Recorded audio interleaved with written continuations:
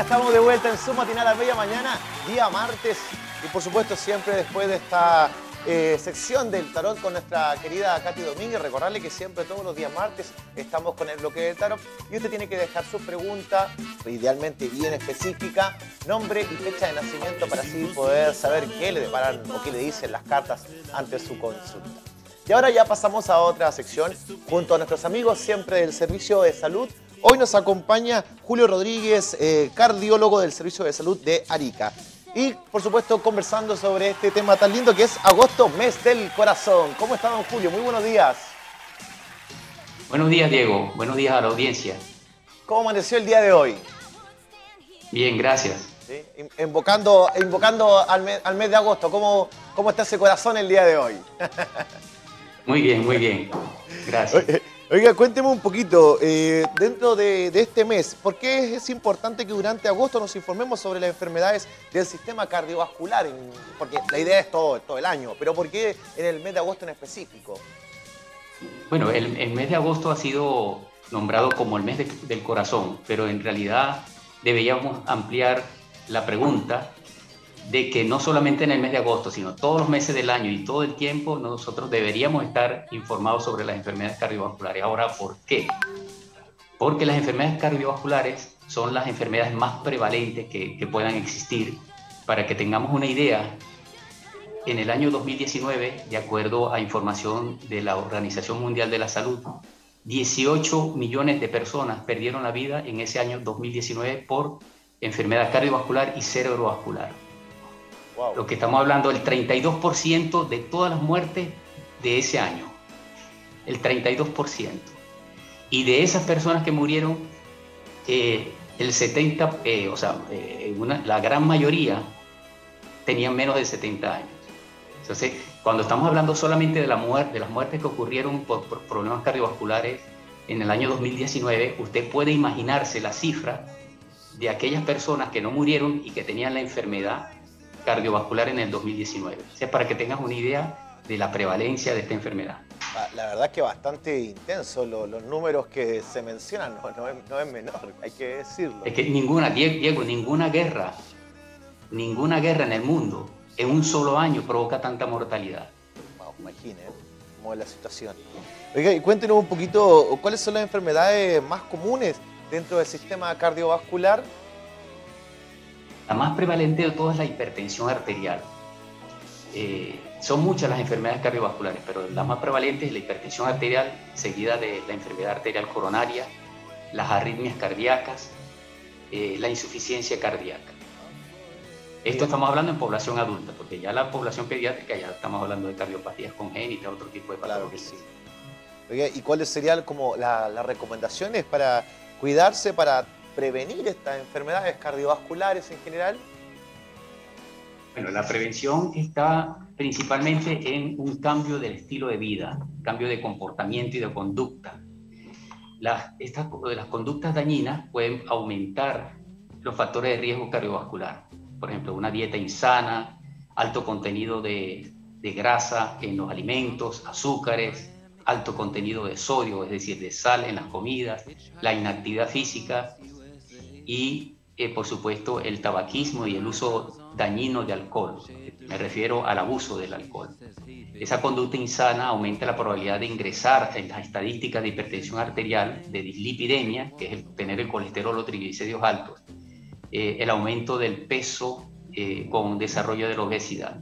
Entonces, todas estas cosas hacen que pueda aumentar la aparición de la enfermedad cardiovascular. Ahora, ¿cómo debemos cuidarnos? Entonces, empezar a cuidarnos es cese del tabaquismo, reducción de la sal en la dieta, aumento del consumo de frutas y vegetales, aumento de la actividad física regular, la dieta baja en grasas y azúcares y evitar el abuso del alcohol. Estas son, digamos, las principales causas. Yo le voy a traer como anécdota, yo tuve en una oportunidad un paciente.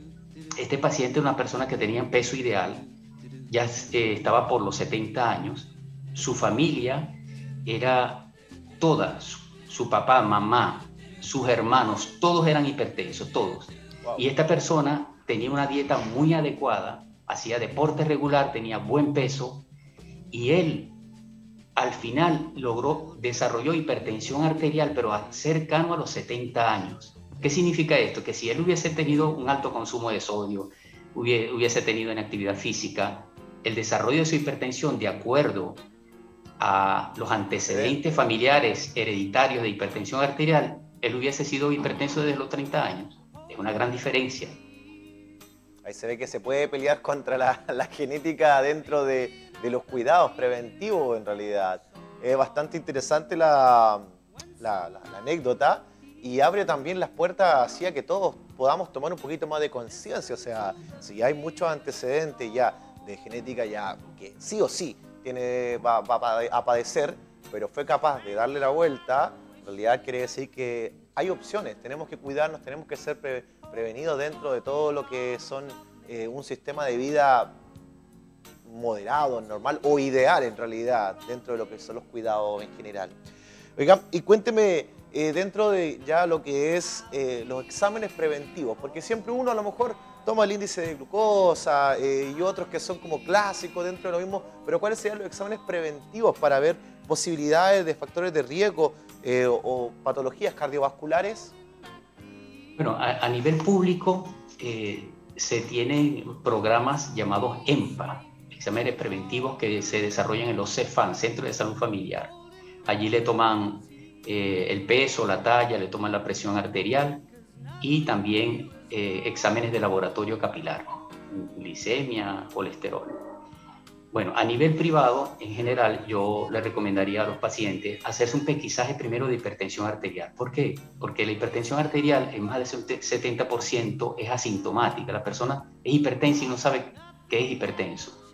Entonces, hacerse un pesquisaje de presión arterial, puede acudir inclusive a un médico general que le haga un seguimiento y diagnostique si la persona es o no hipertensa. Segundo, hacerse un perfil lipídico que incluye colesterol total, el colesterol malo llamado LDL, el colesterol bueno que llaman HDL y los triglicéridos. También yo incluiría en exámenes de laboratorio la glicemia para saber los niveles de azúcar en la sangre, y por otra parte en personas con sobrepeso y obesidad yo le agregaría la insulina basal y postprandial, o insulina basal y a las 2 horas postcarga de 75 gramos de glucosa. Esto porque también existe lo que llaman el síndrome de resistencia a la insulina, que es un factor de riesgo cardiovascular importante. La verdad es que hay varios exámenes preventivos dentro de los que podemos hacer, pero siempre lo mejor es prevenirse cuidando o viviendo de una manera sana dentro de todo, para no tener que llegar a ese riesgo. Pero nunca está de más también por ahí ver, porque a veces también puede ser antecedentes genéticos, que pueden descubrirse con exámenes simplemente. No, la parte genética fundamentalmente es una cuestión del historial familiar de la persona, ¿no? Ya uno puede, si su papá es hipertenso, su mamá es hipertensa, obviamente la probabilidad de que sus hijos sean hipertensos es bastante alta. Claro, existen estudios genéticos especiales, pero no es algo que sea aplicable a la población general, porque o sea, hay muy pocos genetistas en el mundo en general, pero es una cuestión de anamnesis, o sea, saber la historia familiar de enfermedad cardiovascular. Por ejemplo, a nivel de la historia familiar de hipertensión se reconoce fácilmente. Ahora, hay personas, por ejemplo, que tienen predisposición familiar a la enfermedad coronaria. ¿Quiénes? Por ejemplo, las personas cuyos padres a una edad, por ejemplo, el papá a una edad de menos de 50 años que sufrió infarto agudo del miocardio. Eso pesa en la historia familiar. La mamá que también sufrió un infarto antes de los 50 años, eso también pesa. Wow.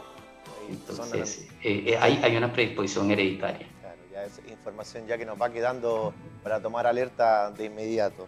Oiga, cuénteme, obviamente es muy importante siempre que los que tienen enfermedades crónicas tomen su medicación normalmente, controladamente, cuiden su régimen alimenticio y todo lo vinculado a las medidas de precaución. Pero en sí, ¿qué puede pasar cuando se dejan de lado a lo mejor esta medicación o régimen alimenticio?